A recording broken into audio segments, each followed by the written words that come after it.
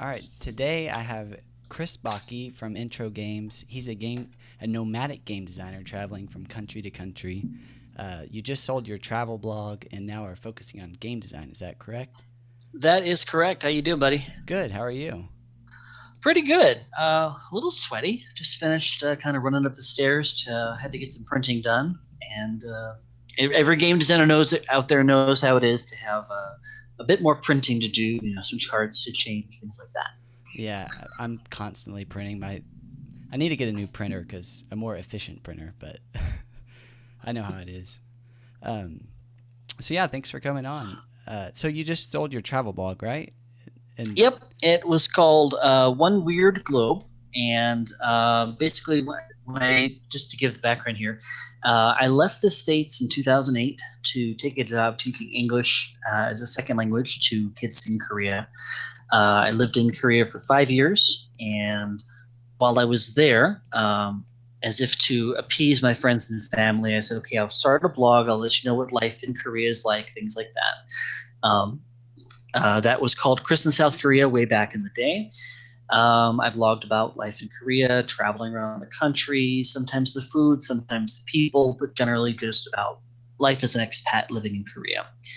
Um, Met a girl, got married. We then moved to Thailand. I started a new blog called Chris in Thailand, kind of predictable name or whatever. You can't blog about Thailand on a blog called Chris in South Korea, apparently. Um, yeah, so with more travels throughout Southeast Asia, I realized I didn't want to start a new blog each time I went to a new country. So I kind of rebranded to focus on unusual, offbeat travel, and it became One Weird Globe. And I kept that for about 5 years. And as I got more and more into game design, I found myself spending less time on the travel blog. And eventually, the stars aligned, and a fellow travel enthusiast made me an offer. And I said, "This sounds sweet, like something I could work with." And it will help provide some of the seed money for the Kickstarter. So we'll see how that goes. Very cool. When do you plan on your first Kickstarter? The first Kickstarter, I'm hoping that it will go live in the next 3 months or so. However, I've been saying that for what feels like forever. The reality is that a game is never done until you finally just say it's got to go out. It's got to be finally just push it out there. No, the game is called Crypto Millionaire. It is a strategic press your luck card game for 2 to 6 players. It actually won honorable mention in the Board Game Design Lab contest and was one of the 6 finalists out of, I don't know, 100 plus entries or whatever. Yeah, And that was a good award, a good yeah, accomplishment. thank you, Yeah, thank you're you. welcome. So what I was actually printing just now was some cards to basically test out after receiving some very good feedback What was from the some of the judges at Dice feedback Tower. they gave you? So the main feedback was that they liked the theme. They liked how the mechanics and the theme worked really well together.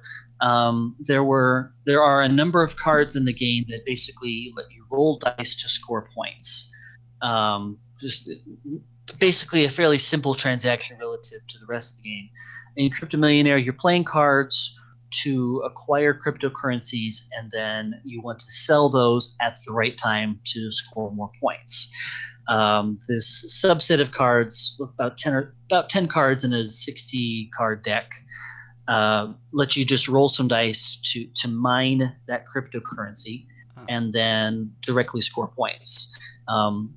The general sense from the judges was that they didn't like how they kind of felt that the dice rolling took them out of the flow of the game.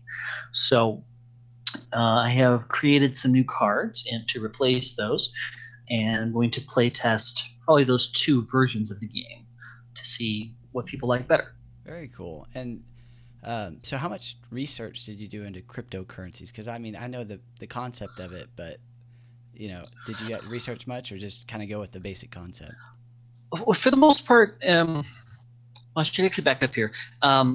First got interested in cryptocurrencies last October, almost a year ago now.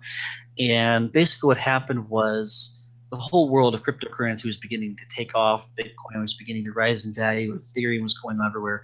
And I have been reading and paying attention to the cryptocurrency world even before that. But it was last October that I finally said, okay, I'm going to put some money into this just to see what happens. I wish I had done this, 2010, 2011, where a dollar worth of Bitcoin is now worth, $8,000 or $10,000. Wish I had done that a while back. But yeah, so from that, I began looking at the market, and also the realization that because it's so abstract, it's kind of difficult to understand. It's kind of like almost trying to understand the inner workings of a computer when all you're doing is looking at the pieces of the computer. Oh, this is the RAM. Okay. And you learn, well, what does RAM do? Okay, this is just where stuff is stored in like an instant fast memory. Okay. And then what's this piece? This is a hard drive. This is where all the information is stored and pulled up. So it really requires a lot of abstract thought to kind of see how these different pieces make up the computer. So that was sort of the initial spark of a game. A lot of the cards are based directly on either headlines, things that have happened in the real cryptocurrency world. The goal was to make a game about cryptocurrency without using paper money, basically. And before you go, well, good guy, how do you do that? Just so this is where the concepts of disintermediation and abstraction come into play. When you take a thing that's happening in the real world and you abstract it into game terms. So if you've ever played a resource management game where you trade one wood for one fish or something. Okay. That's an abstraction of, real world trade you might see between countries. I'm trading my lumber for my, my seafood in, some real world setting. But yeah, so when you look at games as an abstraction of stuff that happens in the real world, you try to simplify where you can. Very cool. I was really big into the stock market for, I don't know, 5 to 10 years from growing up when I was about 12 to actually probably about 25, so 13 years. And I got out of it a bit, but I always kind of I was always brainstorming a way to make a game out of the stock market that wasn't overly complex and boring for someone that didn't know about the stock market, and also fun for someone that did know about the stock market too. So I kind of get you on that. Yeah, well, from the very early versions of the game, the concepts were basically to have some flavor text that would make up just kind of the category of things that are happening. So, for example, one card might be scammed, and then the action of that card would be, take a coin from someone else or take a card from someone else. So in most cases, the flavor text matches the action that's about to happen. So there's a lot of that happens in the game. But what also happens is you're kind of looking for some reality at the same time. I want people to play the game and go, I really didn't know cryptocurrency could do that, or that it was like that. And if you happen to go, I had no idea what that phrase even meant, I've got to pick up my phone. I've got to Google that now. So what's some of the phrases that we learn in Crypto Millionaire? Well, there's quite a few of them. Let me just. Yeah, well, okay. A lot of them are pulled directly from stuff that happens in the real world. A lot of them come from Reddit. The Reddits are pretty impressive. Shield on Reddit is a card where you can just take a coin and add it to your portfolio. One card has just FOMO, FOMO, the fear of missing out. And so when playing that card, you make someone else discard coins with that card. That's awesome. Another card is called. One card is called "Buy a Hardware Wallet" for anyone that owns bitcoins in their portfolio. In the real world, bitcoins are basically just it's a file. It's an address, alphanumeric string basically. something you might put in a text file. So a hardware wallet is a physical device that holds those alphanumeric strings. It's a place where you keep your money, basically. So in the game, buying a hardware wallet lets you take more cards into your hand. That's awesome. Yeah, I already learned like 4 things about cryptocurrency that I didn't know. So this is awesome. Fun. Yeah, I've heard about it a lot, of course, as everyone has now, but I never quite grasped any part of it really, other than you farm it using a built computer and whatnot. But yeah, and the goal of the game is to create some link between that that flavor text and the action you get to take. So in the game there are basic cards and then there are gold cards, and the gold cards are basically intentionally overpowered cards. And to play them, you'll have to you'll pay 1 coin from your portfolio of your choice, and then you can take this super special overpowered action. So for some gold cards, that might be to force a player of your choice to discard all of their cards from their hand. It might let you postpone a crash.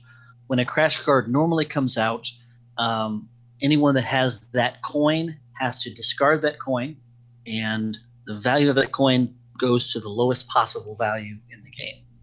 So if you have a lot of that coin, you might play a gold card that says postpone a crash. So you'll play this just after crash card comes out, and you'll take that crash card and put it back in the bottom half of the deck. Very cool. So you can, at that point, you'll know it's time to sell my coins, or maybe press my luck until they become more valuable. That sounds fun. So how long have you been playtesting this, Crypto Millionaire? The very first playtest happened in January of this year. It's been in pretty constant rotation for the last 6 months or so. It underwent a lot of development earlier this year while I was in Sofia and Belgrade, and it's undergone a number of changes, but it's really close to being ready to go. There's some more playtesting to do with some new versions, the diceless versions essentially, and there's a couple of expansions that I should tease here. I don't want to talk about them too much. All right. But there are a couple of expansions that are being played with, and if they work well with the base game, as I have already tested them to some extent, then I will be working to get them going as well. Very cool. As any designer knows, sometimes getting the artist to do their best work and then getting them to illustrate everything can sometimes take some time, and sometimes it takes more time than you expect it to, and that's possibly on me as well, because sometimes it can feel like, oh, I want this, and then the next week, no, actually, can we change that to be like this instead? So how part many of that delays on different me. pieces of art, or how many different cards do you need art? How many different images, I guess, are you needing? Well, really not that many images. The game itself, unlike most games that have like one unique image per card, my game doesn't have that. Okay. It's a more minimalist sort of feel. It does have about 96 cards, although of those there's only maybe 5 or 6 individual pieces that really need to be drawn. One thing that's been challenging has been getting the box right. I bet that's so tough. the card. Well, it can be. What also has been challenging has been, this is my first Kickstarter, my first game, so Okay. I'm learning everything on how big the box should be, making sure everything I want to put in that box actually fits in that box. Trying to find How the big did you templates. end up, or let's because I'm curious about this. How many cards is it in your game? Right now it's 96 cards in the base game, 4 tokens, and then 6 score counters / reference sheet that actually look like this, at least as of right now. And how big did So- you? So those are a couple. This is a standard sort of poker size card right here. Oh, okay. So just for double reference, wide that. yeah, Okay. it's about double. And yeah, so this is basically just meant to be the score counter on top Oh, cool. I like the and score and the counter. reference sheet for your turns. How did So you figure out how to make the score counter? That's neat. it's with the little butterfly fasteners. Yeah. Oh, Yeah, okay. yeah, yeah. Like I've heard them called brads in the U.S. I've heard them called butterfly fasteners. Okay. And But have you talked to the manufacturer about it yet? yeah. These are the yeah. What you do is you Standard. just have a plastic axle. Uh, Next time you think about your King of Tokyo or your King of Manhattan set, Yeah, that's it's the what I've same sort of always wondered how score they made it. dial.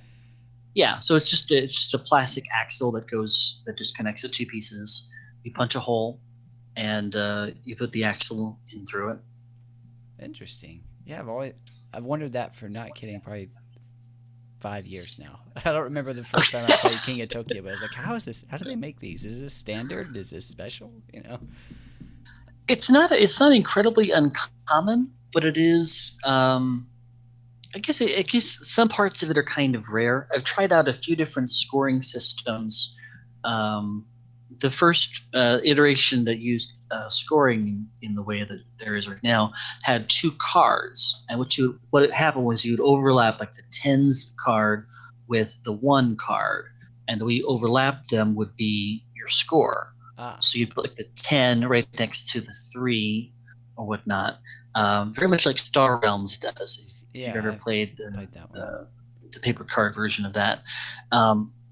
What happened there was that I quickly realized that people could score more points than my scorecard would allow. Ah, What was also challenging is people were this was not a very familiar system. People weren't quite used to overlaying one card and then adding the two numbers up. The Star Realms game is a great game, but it isn't as ubiquitous as a scoring counter or a scoring dial. yeah, I agree with that. The card counters kind of are a little funky, but I mean it works, and it's cool that they Yeah. made it work for just a card game with no Mhm. extra pieces. So, what's the size of the box you ended up going for with all of those components? Well, this box right here is this box. Now I should actually preface this by saying this box holds everything, and yes, I use Tupperware for everything. So right now this is about 25 centimeters long by about 16, 17 meters wide Okay. by about 7 centimeters thick, probably a bit less than that. So And is we'll that probably classify as a small box game once it's all actually in there. so? What kind of art are you? I mean, okay. So I guess my mind is thinking like, what dimensions of the artwork for the box? Like, how do you already know exactly how big your box is that you're gonna like the final product? I'm currently using a template for from the Game Crafter to give the artist something to work on. I trust that if as small adjustments need to be made, he can work on that. As of right now, because there's still a bit in testing right now. I also haven't quite decided if I'm going to put all the expansions in one big box like you see in some games, or if the expansions should come later on their own box. So I actually need to kind of sit down and plan out some of that stuff. So yeah, the exact dimensions of the box may change. I know different manufacturers have different sized boxes that they use commonly. So one of the other things on the to-do list is to locate the best box a manufacturer can create. What's your research show for like how much bigger your box should be for your game pieces? Like, because some people go with big box for the shelf display, but I mean for Kickstarters that's not always that relevant. But yeah, well, there's definitely the notion that if you're making something for Kickstarter, your focus is on just getting everything in the smallest package you can without sacrificing playability or usability. If you know your game's going to distribution, then you can certainly use a bigger box as well. I'd love to get the game into distribution after it funds and after it gets kickstarted and just raises $1 million. But the reality is that shipping and distribution, or shipping and fulfillment, I should say, dictate a small box.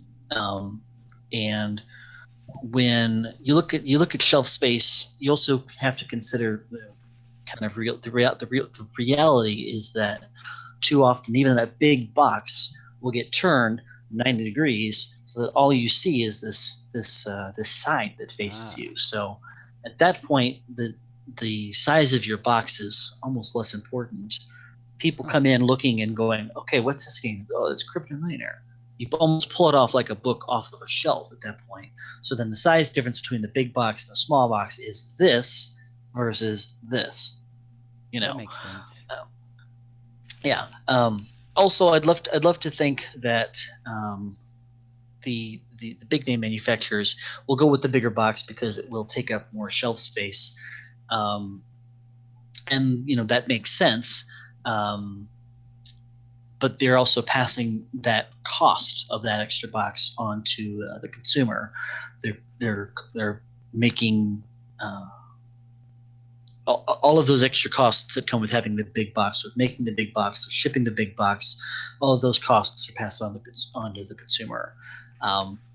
Anyone that's using a smaller box when they could use a big box is consciously saying, I'd like to think they're saying something like, I'm trying to save you money. Makes sense. We have a question from social media, and we'll go further into it. But Zach asks, "What's it like to be a traveling game designer? So what's some things that are hard? What's some things that are cool? Like, I guess expand awesome. on what." Okay. Well, first, hi Zach. Nice to meet you. I have not met many other travel designers, so I can only go on my own experience. It can be exhilarating, awkward, and a little frustrating at times. So what makes it exhilarating? It can be exhilarating because there's always this new, fresh adventure in finding people. Next time you think about your local friendly game group, the same game group you might have played with for 3 or 4 years, they're awesome people. You wouldn't continue to go back to them if they weren't awesome people. But I'm an extrovert, and meeting new people is a thing I really love to do.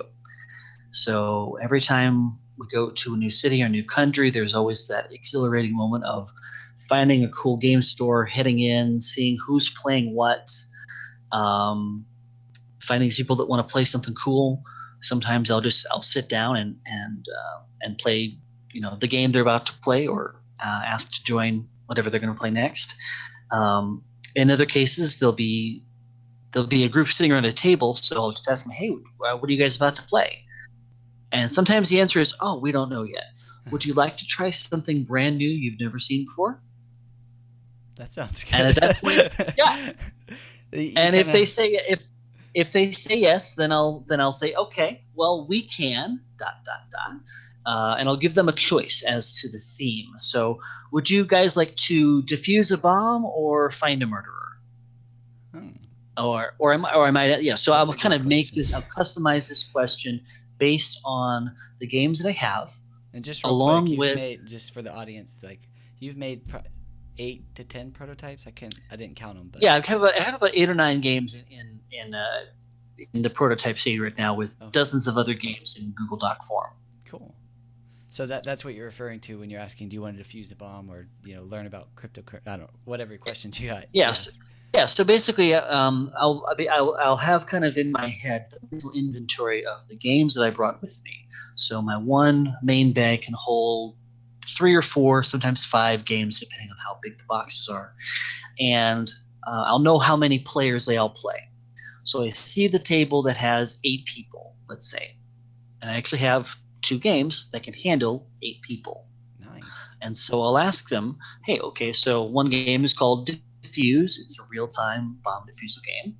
The other one is called Who Shot the Sheriff. It's like Werewolf or Mafia, but better. It reminds me of that song, I Shot the Sheriff. Exactly. Yeah. And I usually make that joke as we start playing. So I usually ask the group, which theme sounds more interesting? basically what I'm asking them. Very cool. Because what I've seen some game designers do is just kind of foist this big box, and you just hear this, this box sort of land on the table, and everyone's eyes kind of go, "What have we just signed ourselves up for?" So by giving them a choice on the theme, and I might actually say, "Hey, we can split up. If only some of you want to try something new, if some of you want to try something else, I have a game for 4 players. If 3 of the players want to try something else or whatnot, so we can split the table in half. The goal is to make everyone feel comfortable with allowing me and inviting me to their table. That's awesome. It's too easy for a developer to go, "Hey guys, I'm a game designer, and here's my game," and I go into a full-on sales pitch. Don't ever do that. Good tip. Okay, that reminds me of that is a how to piss people off 101. Go ahead. You're reminding me of a question I had specifically for you. I'm an introvert, and one of my questions for you, which you sound very like you would know a great answer for. So my question is, what should someone like me, a solo game designer, I haven't really played many of my games with what I would call a cold audience, people that don't know me or my games. So what are some tips for someone like me who's kind of scared of demoing their game to new people? Like, I have a convention coming up, and I'm constantly thinking, do I want to go demo? Do I not want to demo? I'm trying to convince myself to go demo my game. I guess. Let me share. First I'll tell you the voice in your head. Go demo, and it helps to have a spiel in your head.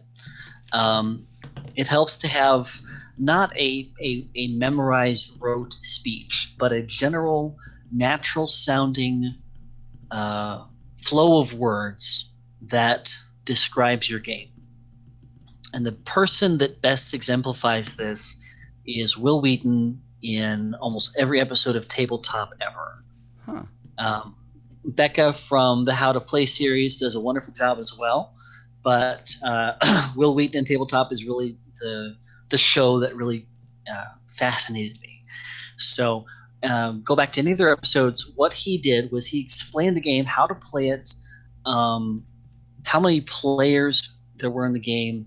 Basically, he's just trying to get that hook into you at the very early stages.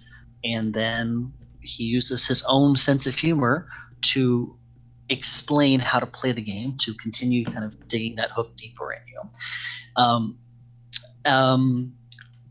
As far as how introverts handle situations like that, I can't actually tell you offhand. I think your advice so far was really good. It's just like telling my inner scared voice to be like, just go do it. You want to do it. Yeah.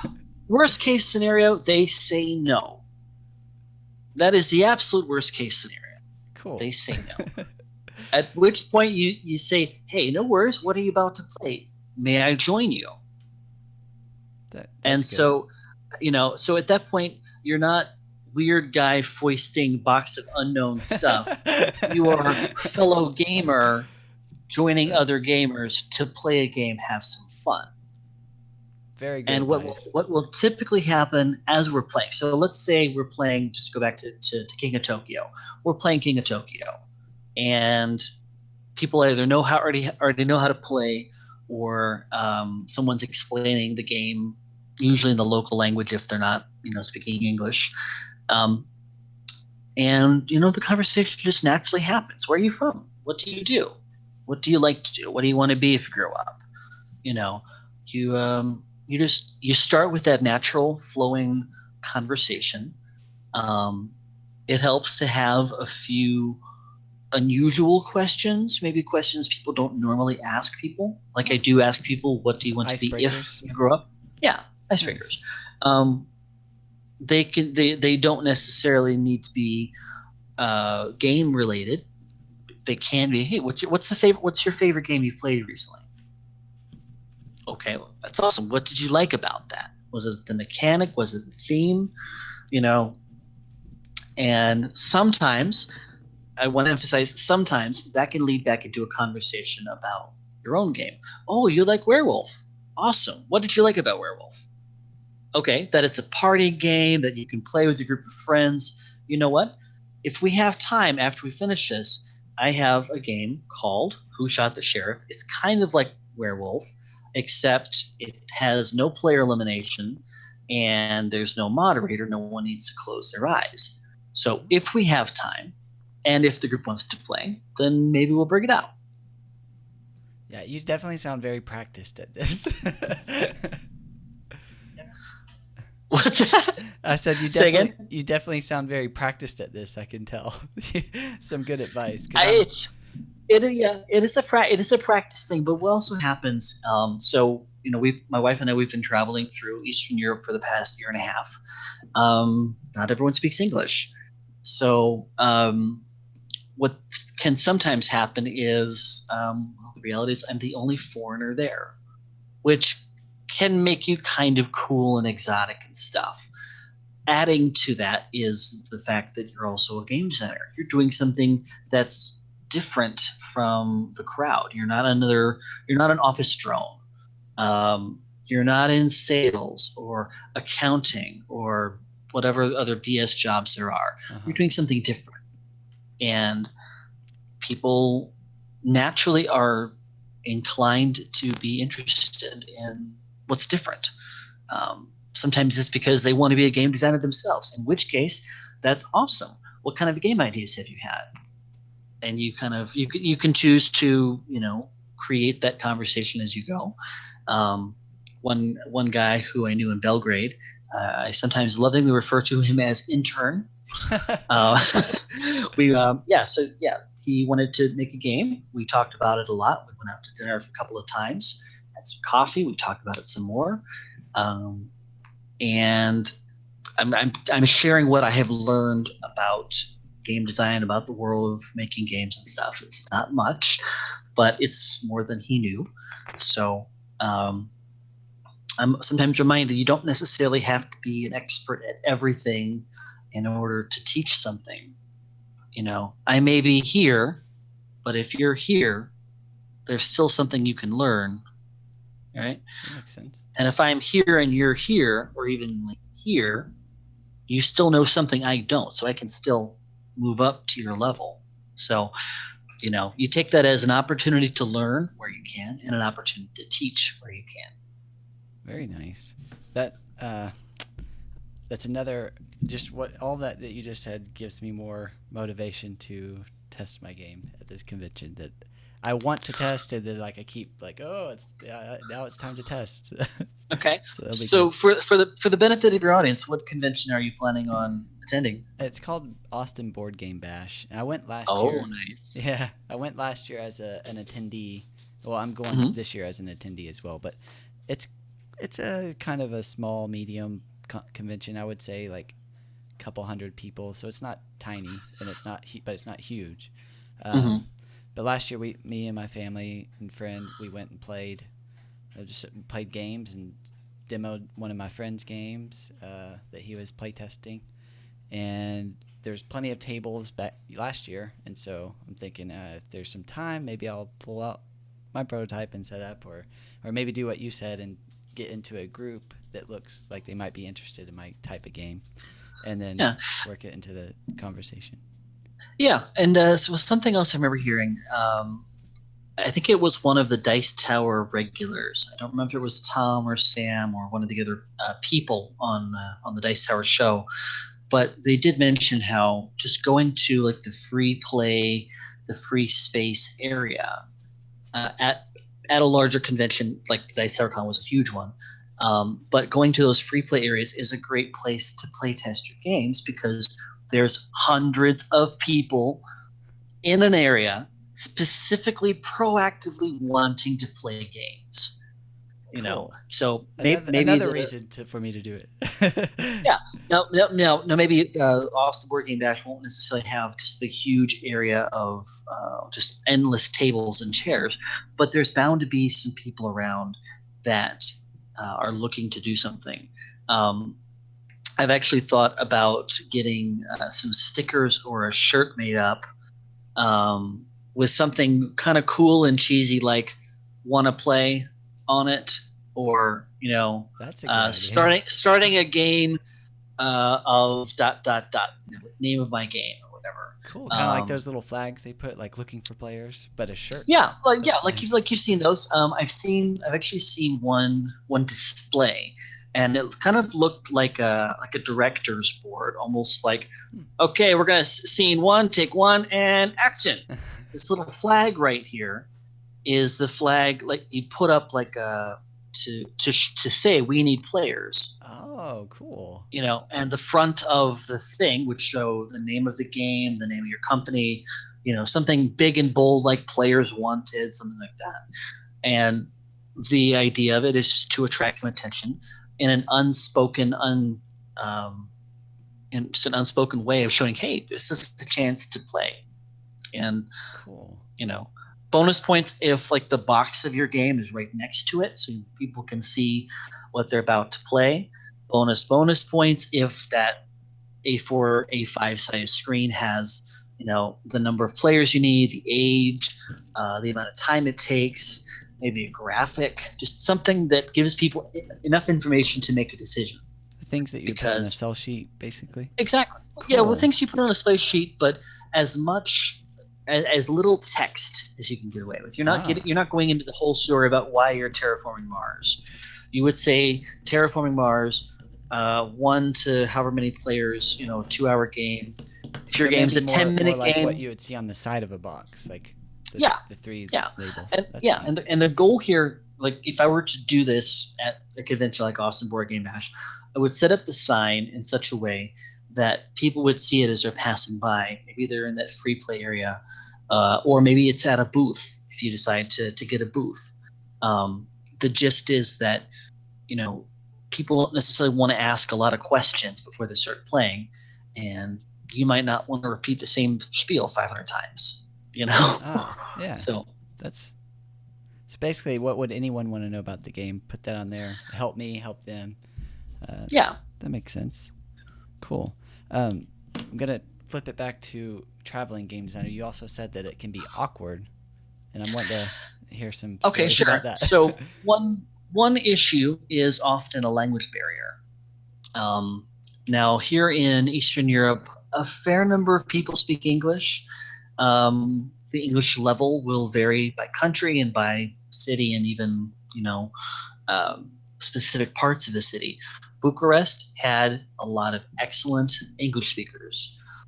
Belgrade had a number of very good English speakers.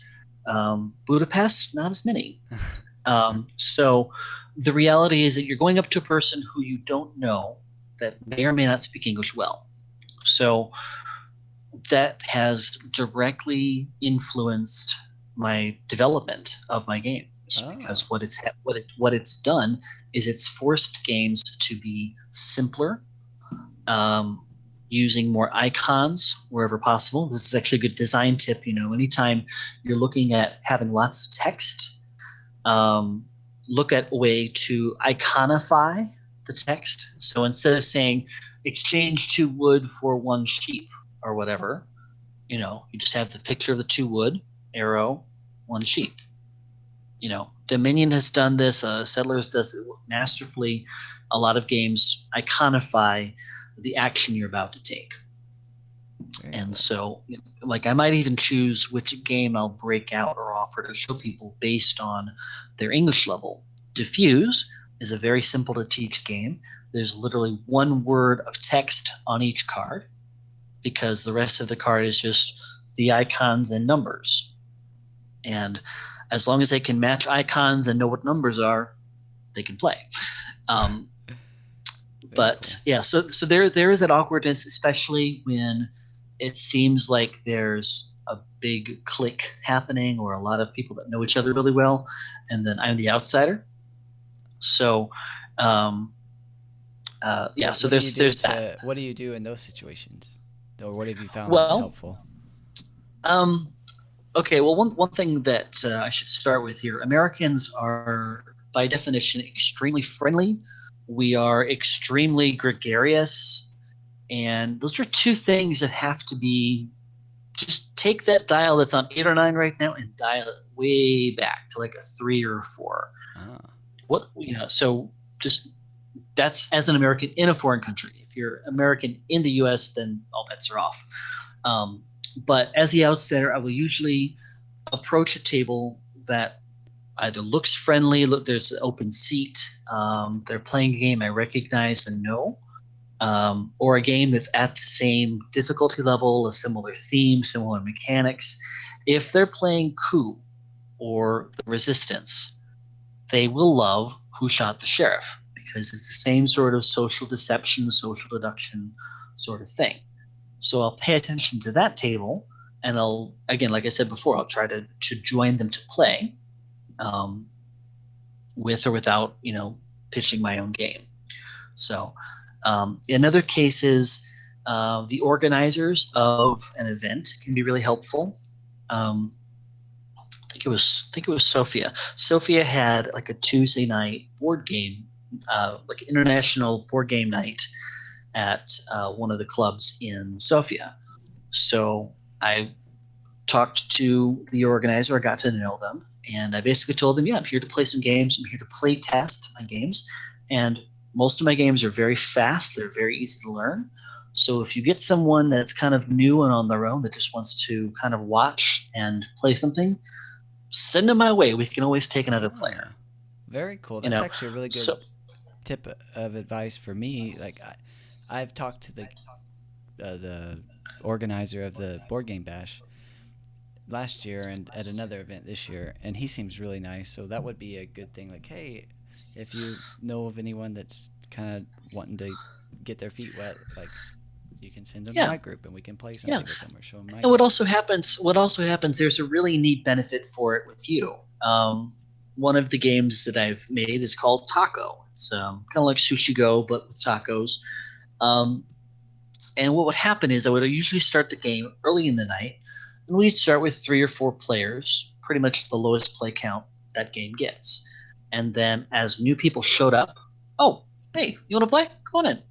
Okay, so we're about halfway through this game, so watch what you can, ask questions, and if there's anything you don't understand, I'll go through the whole rule setup before we start the next game. Okay, cool, awesome. Go grab a beer, grab a coffee, whatever floats your boat. They'll come back, they'll sit down, they'll watch the game, they'll grok parts of the game. They won't understand everything, but they can begin to feel comfortable with that. In a few cases, I've actually asked one of the players.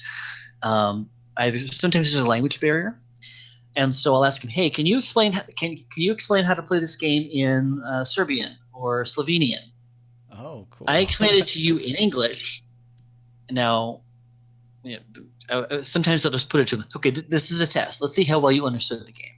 Okay, so help your friend play the game, or help them understand it in Serbian or Slovenian or whatever. That's awesome.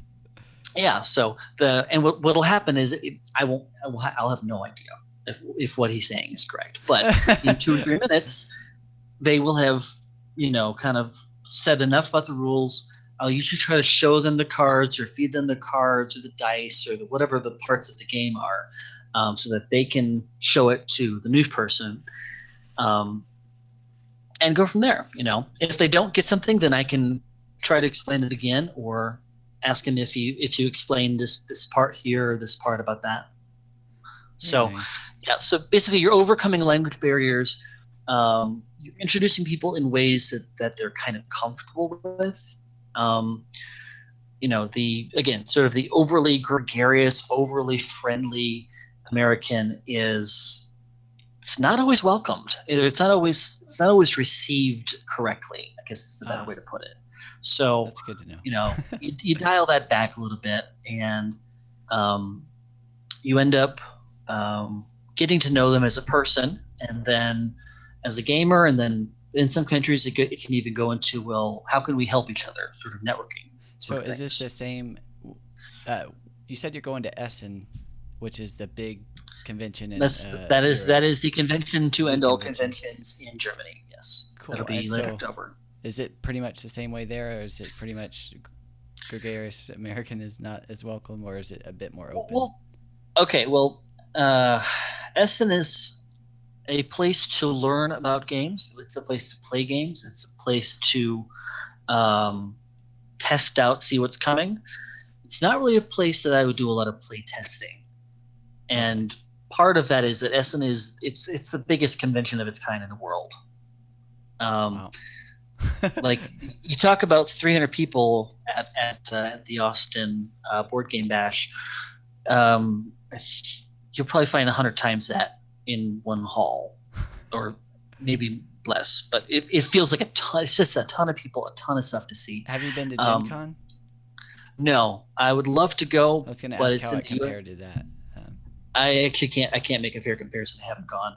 Everything I've heard about Gen Con suggests it is the largest one in the U.S. I think. Yeah. Yeah, it's either number 2 or number 3. I've heard conflicting results here. Oh, really? UK, the UK Gamers Expo and Origins supposedly kind of fight out for number 3 and number 4. Gen Con number 2 in terms of size, and then Essen number 1. Wow. Cool. Yeah.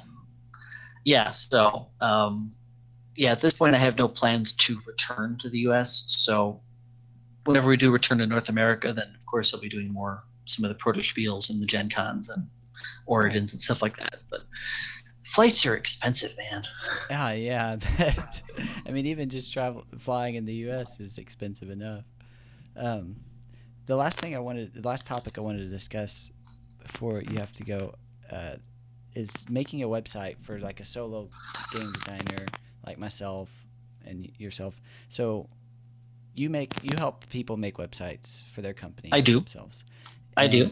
So what's your suggestions for like the basic requirements that you would want for an indie game designer wanting to talk about their game or to maybe even sell it? I don't know. You can go into it more. Sure. Okay. So I guess for some people there's this thought of, I have to have a website so I look professional or something.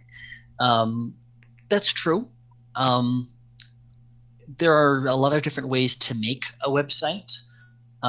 Wix, Wix.com is one. Squarespace is another one. The tool I use and myself personally, and I recommend professionally, is called WordPress. You've probably heard of it. It's kind of everywhere. The WordPress.com blog or the WordPress.com service is free, and it will give you a chance to make just a basic website for free. If you want to have like yourdomain.com, then you can add that for an additional fee. If you know you're going to be developing games and making or doing this seriously, professionally and all, I would actually recommend getting your own hosting account, which will let you host basically the fully operational version of WordPress. So WordPress as a service on their hosts, on their own hosting servers, is free on their account, but that comes with some trade-offs. It really limits what you can do, what you can put on your website. When you take the WordPress software and you put it on your own host, the host you pay for, the full it's basically like the light version of software versus the full version of software, if you want to think about it that way. So the WordPress host is just like a server basically that you're renting. So when you're getting a hosting account, you are physically paying for the right to use servers and store your content on those servers as they exist across the world. Okay. So you're basically host server, and then how does that? So it uses WordPress. You use WordPress and then host the files. I'm so bad at explaining this. Okay, so let me liken this to a thing that you probably know. You know how to install a program on your computer. Okay. So what do? You download the exe file or whatever. You download a file, you install a program, right? And you install that on a computer, your computer, the one in front of you. When you're installing WordPress, you're installing a program on a computer. The catch is that computer is not the piece of hardware in front of you. It's on a server somewhere else in the world. Oh, so that makes a lot yeah. more sense. So when you set up the domain name, you basically, that domain name connects to that server, and then the server responds with your website as you created it.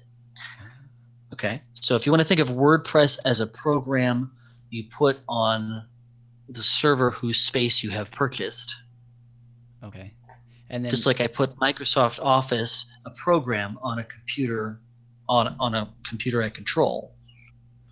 And then, so once you have WordPress on the hosting server, you also almost always use a theme because it's the easiest than hard coding it. So you'd use a theme. So you have the hosting server, and then you have your WordPress that gets called, and then below that you have a theme. You are so close. Okay. You're so close. It's not even funny. Okay, so if you want to think of it as layers, the host is the thing you do first. First, we need a place to put stuff. Okay. Then we install WordPress. Okay. WordPress it's called a content management system because it's how all the content is managed, and it kind of systemizes the whole thing. The theme is added to WordPress to control the look and the feel of the website. Okay. And each theme changes the content dramatically. So you could take the same post, the same sort of blog post or a page you make, change the theme, and the colors will change, the layout will change, the fonts used might be changed. You're talking about the whole look and feel of a page is related to the theme. Okay. The theme that I personally use and I professionally recommend is called Divi, which is spelled D-I-V-I. It's produced by a company called Elegant Themes, and it's an example of a page builder theme. And page ever play with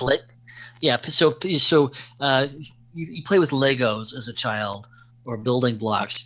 I take one block, put up here, and you stick them together. And then you can unstick them, and then you can put them to the side of each other. And then I've got this longer piece that I put the smaller piece on top. Okay. So what DV does is it makes each module a building block that you can then drag and drop from one place to the next. Cool. Basically you can create your page as you would. It's a lot more customizable. It's a lot more customizable, yeah. What I do is a coaching service to help people make their own sites. I also offer a done-for-you service with a smile sort of developer package as well. If you just want to give me the content and photos and whatnot and let me do all the work, that's fine. But with the coaching, and that's actually over at blogtuneup.com, BLOGTUNEUP,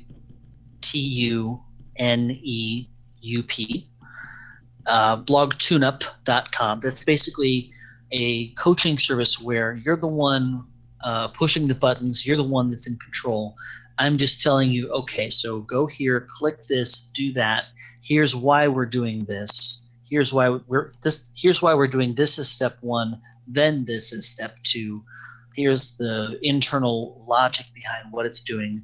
Here's what's happening behind the scenes. I feel like it's all customized.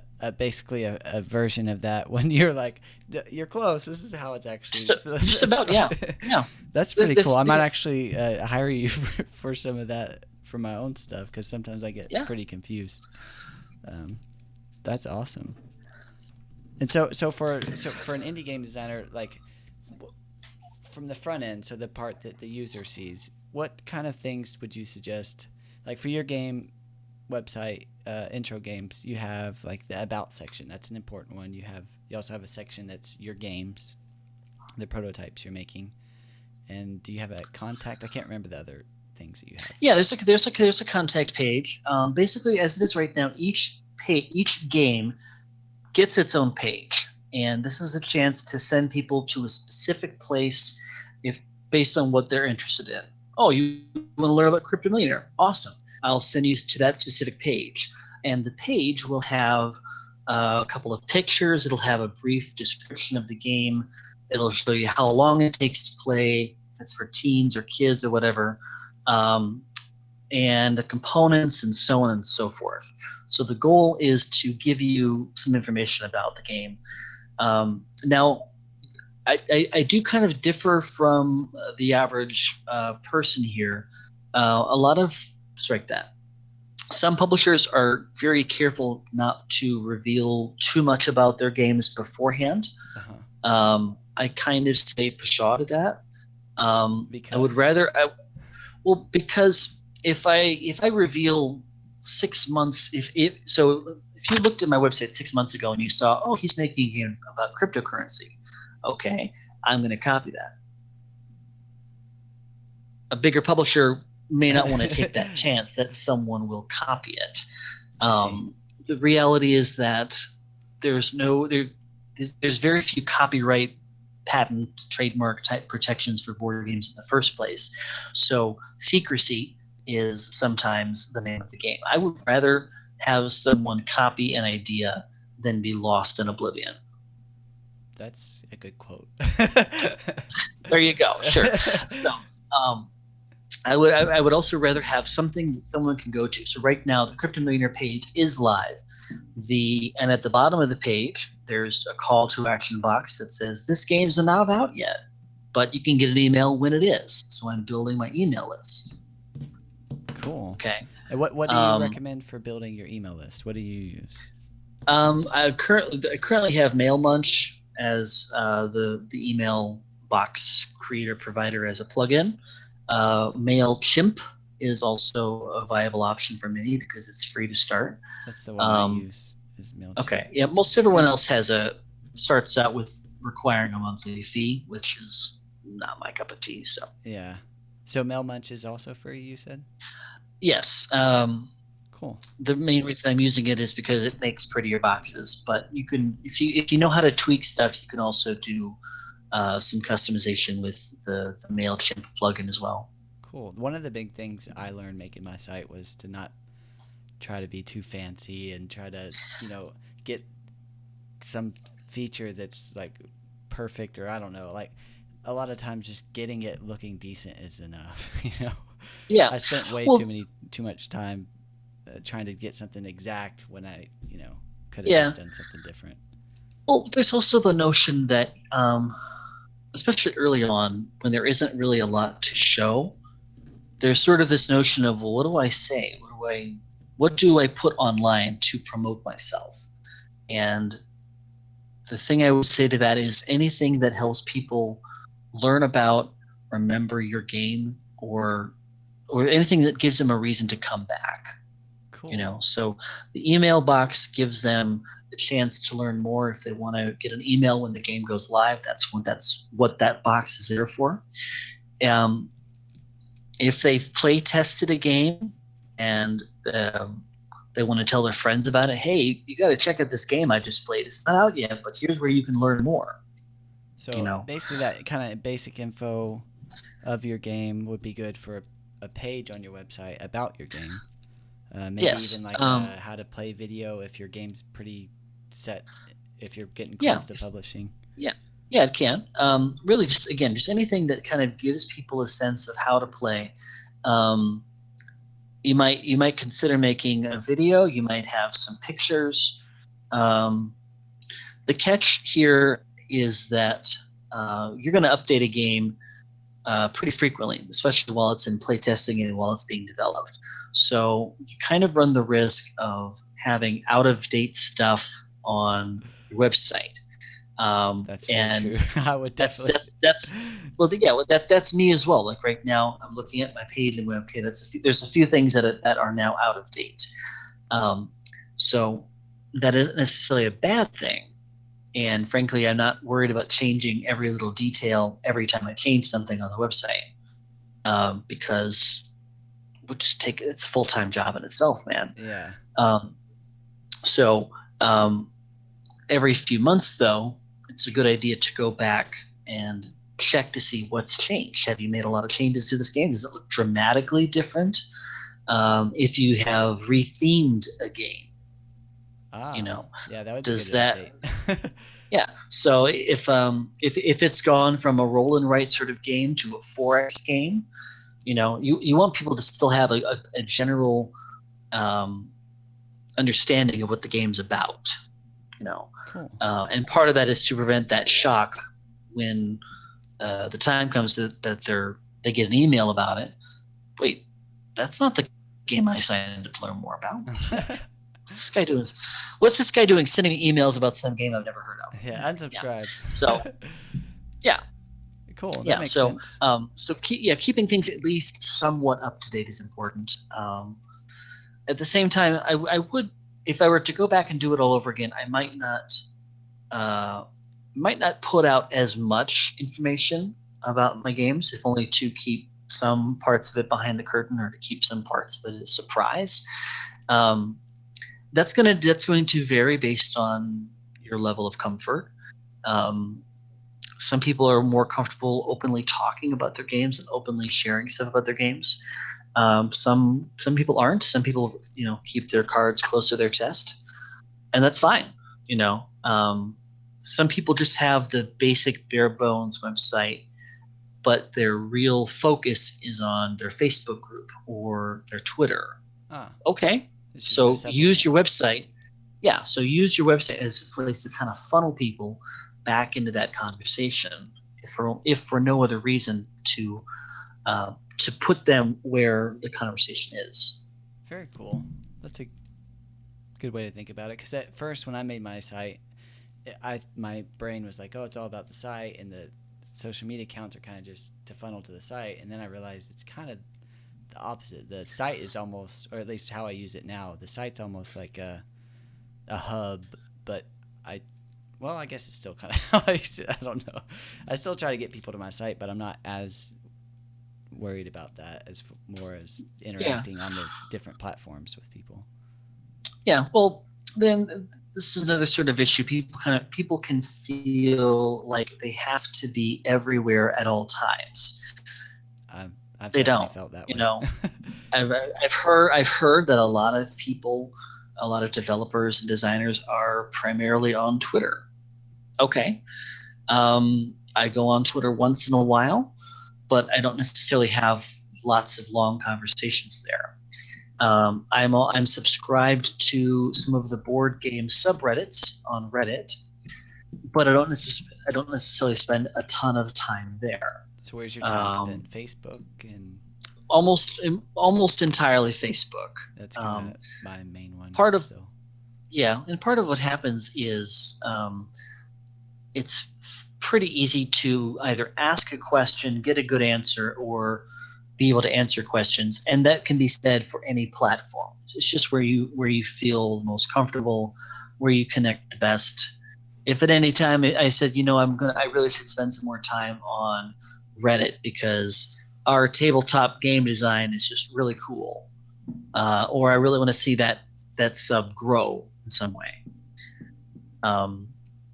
That makes sense. Yeah. My view on it is like it would be best for my game and what I'm trying to do if I was on all of them, but that's not really feasible. So what I always recommend is for people to start on the one that they just use personally because they know it the best, and then if they want to grow and can grow, try to take on another one and another one. That's what I've done. And I'm still slow on a lot of the sites, but I don't really take it personal. Yeah, and the challenge is trying to find the right balance there. You want to, answer questions and be available and whatnot, but at the same time, as there are many other things that have to be done on a developer's list. Actually, producing the game, manufacturing it. If you're going to be pitching, if you're going to conventions, you've got to get supplies together. Yada yada yada. A lot of other stuff happening. What was social media? What was the biggest thing for you getting to Kickstarter? What has been the biggest time-consuming thing that you didn't think would be time-consuming? Working with manufacturers, playtesting. Just to clarify, I'm not actually at the Kickstarter stage yet. My game's still a couple of months out from that. So probably prototyping, you would say. Well, at this point, the most challenging thing has been trying to learn the ins and outs of the platform, learning how people get people to Kickstarter. How do Learning, most people get people to Kickstarter? I'm not sure. Building that goes back to building that community, Facebook and social media and such. As of right now, what I'm personally doing is writing some blog posts about game design. I've seen some folks do like the designer diaries a little bit. I'm doing something similar to that. So what matters is that you're connecting to people, you're giving people a chance to learn more about you, about your game, about the process. I don't have the benefit of a guaranteed shelf space at 500 local game stores across the U.S. And I don't have the benefit of currently the benefit of a major publisher. So that may change. Talk to me in 2 years and we'll see what's happening. Yeah. But moral of the story is that you're always trying to build connections with people, not hype, but connections. That's another big one. I see a lot of people get that wrong. I get some friend requests sometimes, and I would say, I'm guessing maybe 75-80% just start. You can tell their intention is get hype for their game. It's not to really build a relationship. And then the other 20%, I get really good relationships, like kind of what you and I did. We just started talking about our interests, and then it turned into this talk, as opposed to you. Well, what it also So, and what I'd also submit is, just to go into that, is that another average game developer is not necessarily your target market for your game. Game developers may buy games and they may back games, but they are not the target market for your games. So, I don't need to pitch you. Yeah, that makes sense. Because you might hypothetically, you might back one of my games and I might back one of yours, but that's not the reason I'm looking to connect with you or friend you. So if you're doing that with the intention of trying to build hype and just kind of shotgun a message to the 15 gazillion people out there, I think the hashtag is you're doing it wrong. So what was your intention to contact me? Well, as a fellow game designer, yeah, I think we were in some of the same board game groups. Yeah, I've seen you post a lot, and you're very active on Facebook, which is good. Yeah. So in terms of being able to, draw closer to the people that are in the industry that are making something interesting happen, there's definitely that. I think that, yeah, I was glad you reached out because I'd seen you and always kind of wondered what projects you worked on, but yeah, I have trouble keeping up with all the stuff. I have my own job, and then I have trying to produce content that's valuable for Streamlined Gaming, and it becomes I can overwhelm myself very easily at times. Yeah. So it's nice whenever other people reach out to me as well. I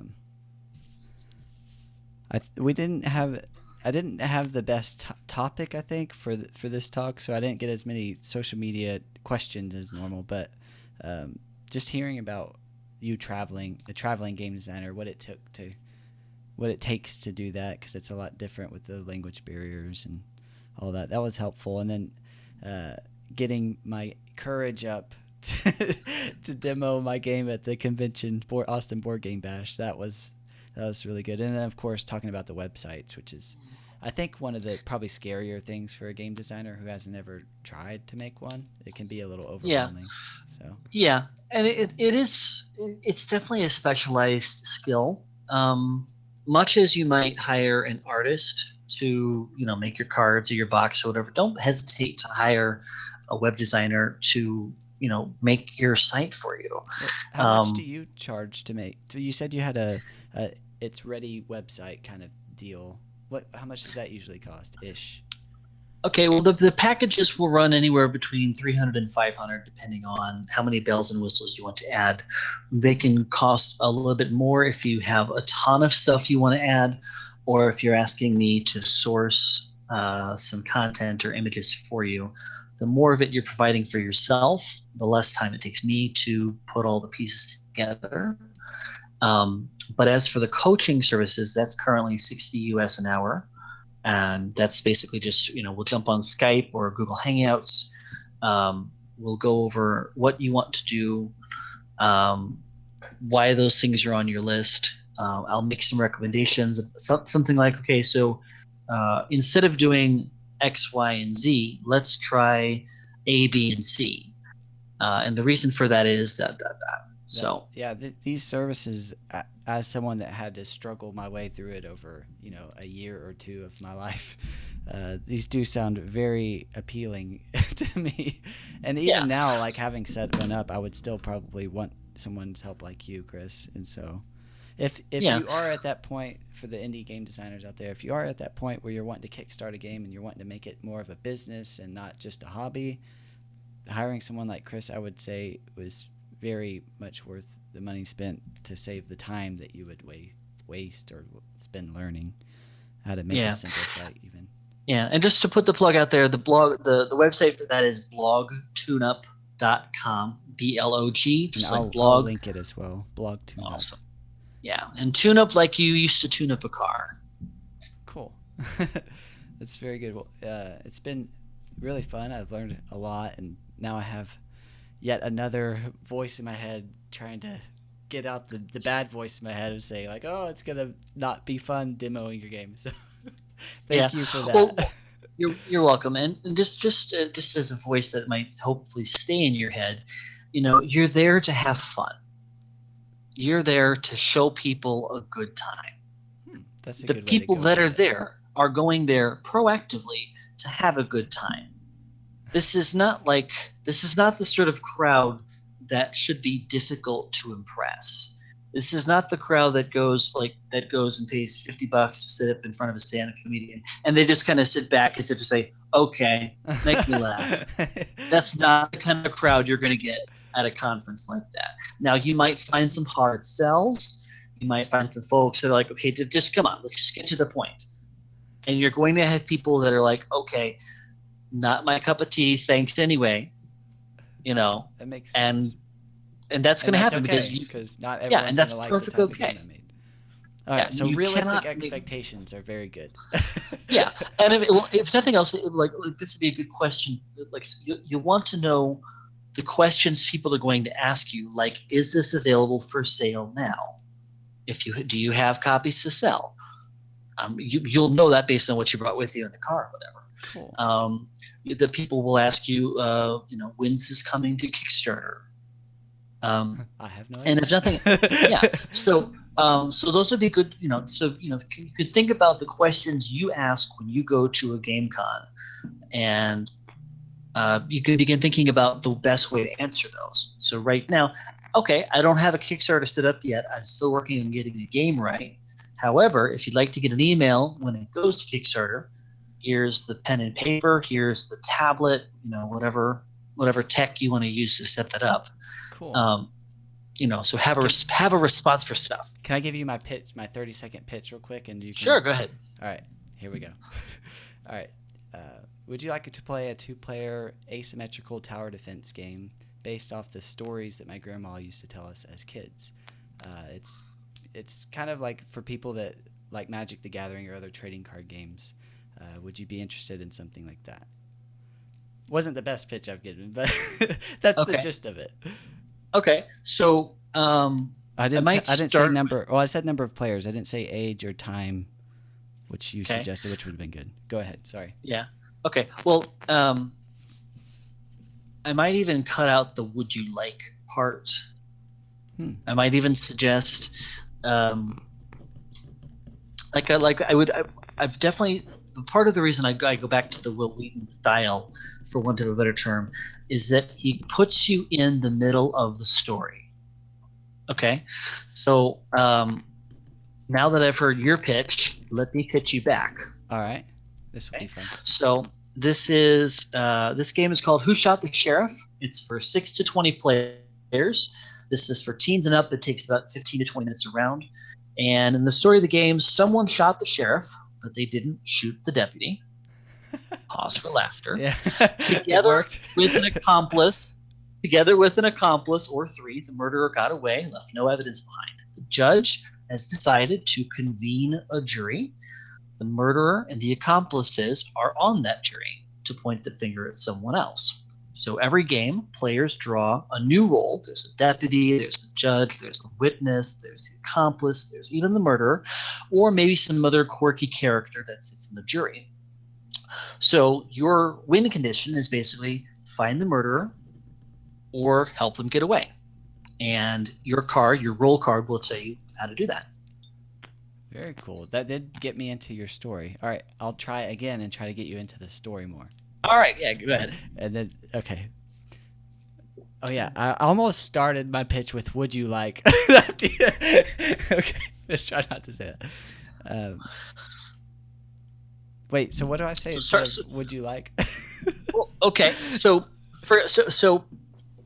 one way of doing this is just to start the story. Now, okay. The classic way of starting a story was once upon a time. Okay? I didn't start with that. I just said someone shot the sheriff, right? Okay. Okay? We don't know. Now at this point, this world is not defined. It's not 19th century. It's not 22nd century. It's not 34th century. No time period has been described at this point. If your game is set, okay, so if it's, like a heavy war game, this war game is set during World War II at the Battle of the da-da-da-da in da-da-da-da. Or we are railroad barons all trying to expand our routes across the country. My guess that's Ticket to Ride. Okay? So if a time period comes in, if the theme of the game is really tied to a specific time period, you might say that. If you're playing Sherlock Holmes Consulting Detective, there's a very specific time frame and a very specific location. All right. Think about how movies are introduced. Cool. Whenever there's I might have something. All right. So just one more thing before you go. Think about how you shift. And going back to the movie example, think about how you shift from 1912 England to 2007 Boston. Titanic or whatever. So, you're shifting from one to the other, but each of those scenes starts with that information. It can be the date, it can be the specific location. There's some exposition. There's always exposition that happens at the start of a movie, but it can start with that date or that place if either are important. Cool. So, okay. All right. So, action. Okay. Our grandmother just told us a bedtime story, and we are now falling asleep. And during our dreams, we are reliving this story in this fantasy game, where one of us will be playing as the monsters who are invading the defensive players' towers in this tower defense game for 2 players.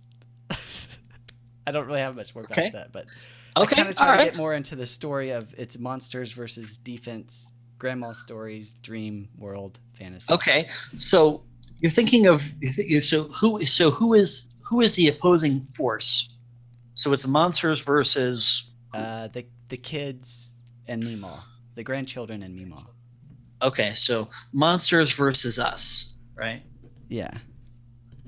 It could be monsters versus Meemaw and I. It could be Meemaw and I versus monsters, whatever. What's the name of the game? Meemaw's Monsters. Oh yeah, that's a good one to put in there. Okay. Meemaw's Monsters is the name of the game. Yeah, so I might even start with that. The name of the game is Meemaw's Monsters. In this 2-player game, you are either Meemaw or the monsters. If you're Meemaw, you're trying to keep the monsters out. If you're the monsters, you're trying to get in Meemaw's closet or whatever happens, right? So, what I also I'm just going to keep going back to Will Wheaton. Watch the tabletop episodes, especially season 1 and season 2. You make that win con. You make that really obvious, really early on, right? So you're scoring the most points to win. The first person to collect 3 orbs. The first person to control this amount of land. The person with the most whatever after 8 rounds. So if you're Meemaw, you want to defend your tower. If you're the monsters, you want to tear the tower down. Like I said, with you who shot the sheriff, if you're the murderer, you want to get away. If you're so I didn't actually say it like this to be clear, but if I were to go through the whole spiel, I'd be like, if you're the murderer, you want to get away. If you're the judge or the deputy, you're one of the good guys, you want to find the murderer. Very cool. Okay. Yeah. So you're kind of introducing this us versus them, the various factions in the game, and you're also kind of creating the tension that the game brings on. Because what is a story if there's no tension? Right? I'm sorry, I'm taking notes. I'm frantically taking a bunch of notes. It's a lot of good stuff, and I definitely need to up my pitch game, and this is helpful.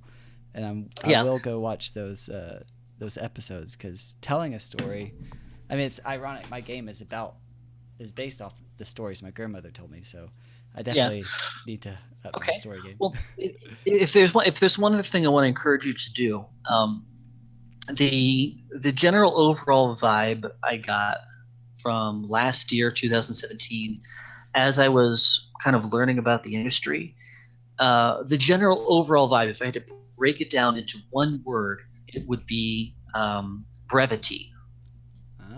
Games that were shorter were becoming the thing. People were no longer spending an hour and a half playing a game. They wanted a game that would play in 20 to 30 minutes. And you look at the game that won Spiel des Jahres 2017, I think it was King Domino. Was it? I don't remember, but I've heard it. Yeah. Okay. Well, I hope I'm not wrong here, because it looks like a fool. No, but it's okay if you're wrong. Yeah. So the point is that the games that were on display tended to be shorter. That was the trend, as you like. What I have heard and read over the last several months of 2018 has been story.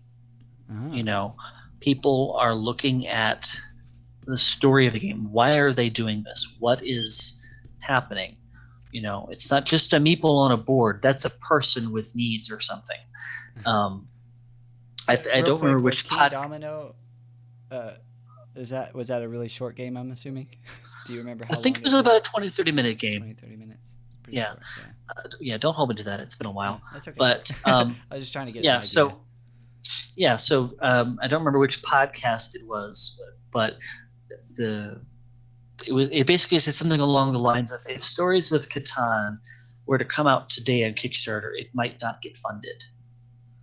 Because people are looking more for that story, what's happening behind the game. We're not just moving meeples across a piece of cardboard or a piece of plastic anymore. What's happening in the game? Why what makes this theme and this mechanic work well together? So that's really as you're building out your story, and as you're trying to engage people with that story, think about the elements of it that will immediately evoke some emotion that'll get people interested. With Crypto Millionaire, I'll tell, I'm going to put it on the box. It's literally going to say "Be greedy" on the box.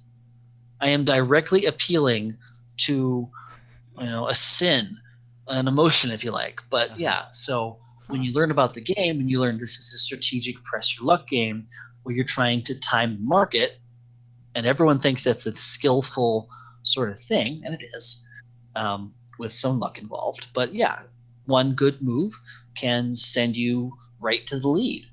One bad move won't necessarily kill you, but it will definitely make you go, why did I sell it so early? Or, man, if I had saved that for just 2 more turns, I'd have scored 100 points or something like that. The game sounds fun. Especially for someone like me who loves kind of investing and all that, the pressure luck of actual investing, and it sounds like you capture that in your game. Sorry, I want to show you this real quick. These are my scribble notes. It's just they go every.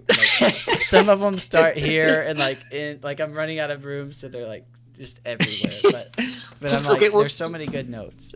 Well, this is what you do. You take a new piece of paper, you flip it over, you number number you mean 2. Like, I could start with that. Another one. Let me write that one down. Yeah, there you go. Oh, cool. I've learned a lot. Awesome. Just to say that. Well, I'm sure we'll be talking again at some point because this was good. I mean, I learned a lot, and I'm sure other people will have learned something too. Yay. Now, and just a quick note, if you're listening to this, if you're kind of going, good God, are these people rambling all this time? Calvin, make a promise to your readers right now. We will not ramble this much in future episodes. All right, here, I got to make my screen big, okay? We will... I don't know if I want to make a promise to I was going to, but I don't know if I could actually keep that promise. Okay, we will try. I don't like the word try. That doesn't. That means we're probably not going to do it. But okay, I will have a better topic for next time. There we go. Yeah. That way it or if nothing else, if nothing else, hopefully like a specific topic, like this is one thing that Gabe does really well on the BGDL podcast. Uh-huh. You know, and it's okay to ramble. It's okay to chat. It's okay for things to kind of go off topic. But one thing Gabe does really well is that he'll always kind of try to bring his host or whoever he's talking to back onto the topic after a while. So it's almost like there's this little timer in his head that says, ding, ding, ding, ding, our time for going off topic is up. Steer that conversation back towards the track I needed to go on. Very good. I'm making more notes. Sorry, I'm not ignoring you. And bring the speaker back. I got it. Okay. Well, thank you, Chris. Thank you, Calvin. And I look forward to talking some more in the future. Much less rambling next time, of course. Well, you have a good one and good luck with Crypto Millionaire. You too. Cheers. Thanks. Cheers.